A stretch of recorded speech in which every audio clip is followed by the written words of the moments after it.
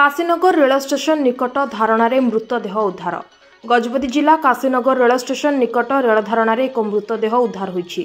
सूचना अनुसार मृतदेहटी पड़ी रहिथिबार खबर गुणपुर पुरी एक्सप्रेस ड्राइवर निकटस्थ रेल फाटकरे थिबा गैंग सदस्यों को जणाइथिले।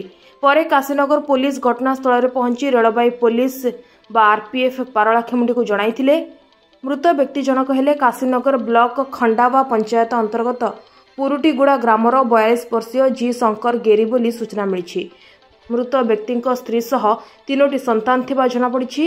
मृत व्यक्ति संपर्कों कहवा अनुसार मृत व्यक्ति जनक निज गाँ पाख खंडावा रेल स्टेशन रु काशीनगर स्थित निज भौणी घर को आसला बेले जेतु आज सकाळ 7टा पर्यंत घन कुहुड़ी थिला और सेथि जोगु ठीक भाबे स्टेशन रे ओल्हाई न पारि एपरि दुर्घटना घटिछि।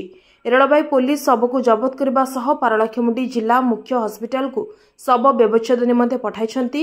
उक्त घटनार केस नंबर GROP 23/2025 28 मार्च 2025 रेलबाई थाना ब्रह्मपुर अंतर्गत GROP पारलाखेमुंडी रे रुजु करा जायथिबा आज 2टा बेले सूचना मिली।